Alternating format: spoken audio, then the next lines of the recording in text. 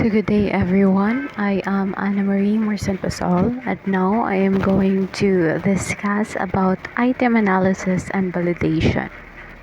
So item analysis, it is a process of which examines the student's response to individual test items in order to assess the quality of those items of the test as a whole. So there are steps in item tryout. So first is we should construct item test. So either it is multiple choice, identification ba, multi ng matching type, or true or false test. So anything or unsa ni prefer sa teacher. So second is magconduct og item tryout where nag-test taking, nag-arrange the scores, mag-determine sa mga number sa higher and lower scores, and the last step is conduct item analysis. So example, midterm exam. So using multiple choices. So 50 items and 60 students who take the exam. So in the table below shows that there are choices A, B, C, and D, where B is the answers and A, C, and D are the distractors. So in the first upper or in the first column next down to A, B, C, and D, there are 12, 25, 13, and 10. So that is the total students answer the test. So muna siya ang total sa mga numbers nga nag-answer sa mga students. Ang next na niya kasi 3, 10, 2, ug 1 muna siya ang mga upper scores. Then next is the lower scores. So unsaon man nato pag conduct or saan man nato pag-arrange sa scores, unsaon nato pag-determine the number of higher and the lower scores. So mao na ni siya. So after computing the number of the students who answered the test correctly, so determine the number of the upper and the lower scores by, so either ba mamili ra ka sa 20, 25, 27 or 30%. Pero magdepende siya sa eskwelahan, magdepende siya sa institution na saan gamiton. So ang ako ang gigamit diri is 25%. So, in order to get the 25% of the students who is the higher scores or the lower scores, so we need to compute. So, kaya siyang 0.60, kikuha nato siya sa number of students. So, number of students nga ni-take sa midterm exam.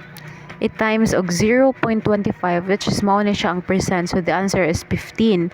So mili tag 15 ka students nga gikan and 15 ka students nga ang scores kay dako, mamili sa tag 15 ka students nga ilang scores kay gamay.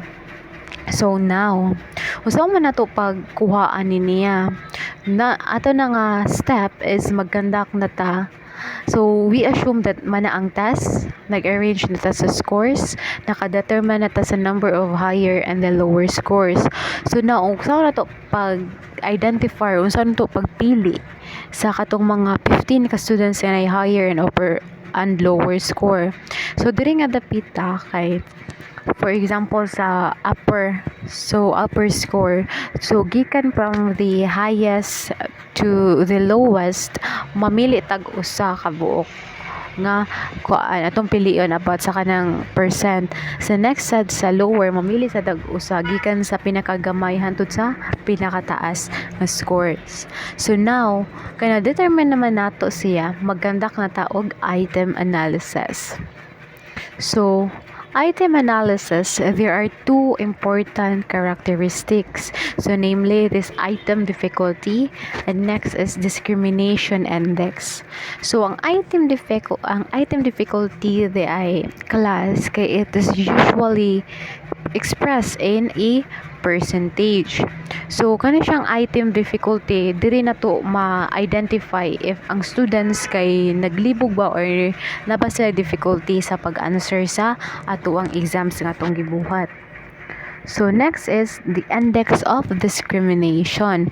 So it tells whether it can discriminate between those who do not know the answer. So difficulty in the upper with the 25% of the class and lower 25% of the class.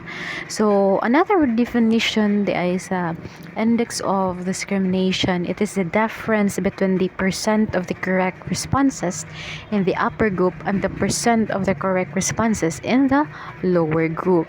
So unsaon siya pag-compute, unsaon siya pagkuha siya. So, as 60 students answered an item about the midterm exam. So, 25 students got the correct score. So, din mataog 25 students nga nakakuha sa saktong score class. So, mo to siya sa katong table nga akong represent pag-una. So, 25 ubos sa B because B is the answer or kanang naay asterisk kay mo ni siyang answer. So, 25 kabuok ka students out of 60 ang nakakuha sa correct answer, which is 25. So 25 students ka correct answer. So ang pag-compute sa item difficulty na atay formula. DI or difficulty is equal to the number of the correct answers over the number of the test takers. So as what I have mentioned earlier, nga ang nakakuha sa correct answer is 25.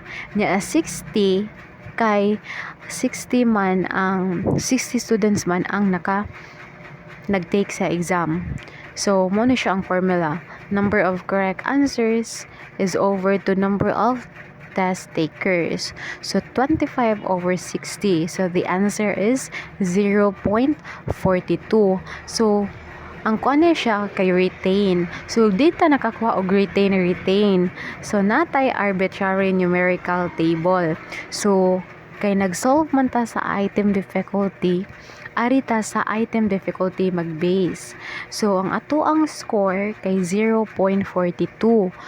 So nabilong siya sa 0.26 to negative 0.75. So average ang ato ang exam. So kailangan siya mag-retain. So kay dili naman ta elementary nga dapat pang retain. So na siya nang need or dapat siya nga ibutang. So man siya the item difficulty of item number 1. So by the way the class ang kanay siya nga table di ay kay kuan siya intended for only number 1 question. So ang number 1 question kay ato ang gi-analyze if ang student ba kay naglisod, if ang student ba kay nang wala ba nagtuon or nagpintot-pintot ra siya. So mo na siya. So balik ta. So 0.42 retain siya. So retain or i-retain ba ang exam or dapat bang i-discard ang exam?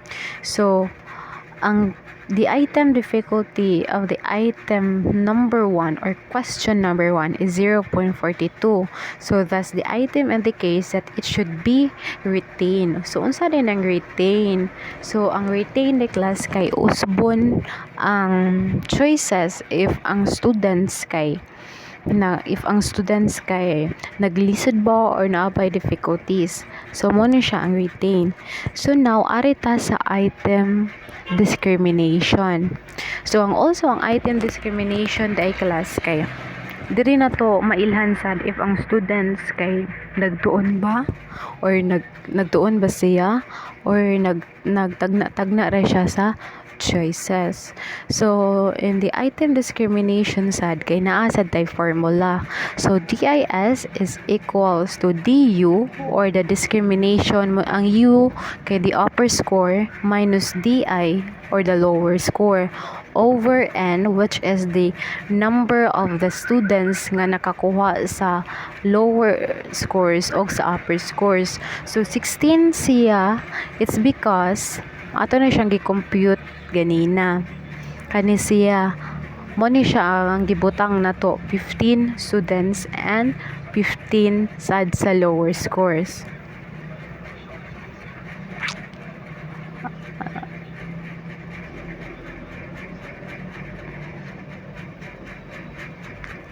ay 16. So that's supposed to be 15 the class. So 15 na siya. So, sorry class, that is 15 day 4 over 15. So, the number of students in the end, mo na siya atong nasa lower and the upper scores nga nakakuha sa katong nga gagmay og sa dagko nga score sa multiple choice sa midterm exam. So, now, 4 divided by 15 or 15 is equal to positive 0.26. So, ang 0.26 dahil class, so, ari na po ta mag-base sa item discrimination. So, nani siya na belong sa negative 0.50 to 0.41.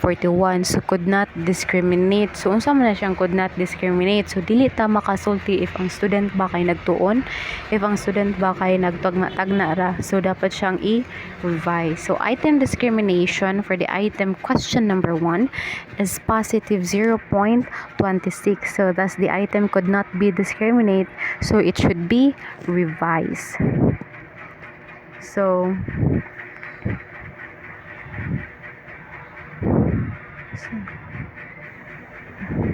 So for now, item difficulty or item analysis the I class is that we need the exam if it is valid or not, if they checked if the test item is good or not. So muna siya ang purpose sa item analysis. So now arita sa validation. So validation, so unsay purpose sa validation? So to determine the characteristics of the whole test itself, namely the validity of the test, valid ba, and reliable of the test. So validity, it is the extent to which a test measures as referring to the appropriateness, the correctness, the meaningfulness, and usefulness of the specific decision. So a teacher makes based on the test results. So about the reliability, so it refers to the consistency of the scores obtained. So in the table below, reliability about 0.19 above. So ang interpretation na kay excellent reliability at the level of the best standard test. So on and so forth as what 0.5 to 90, 70. So diri na to matest if ang scores sa mga bata kay reliable ba. So that me end on my part. So thank you.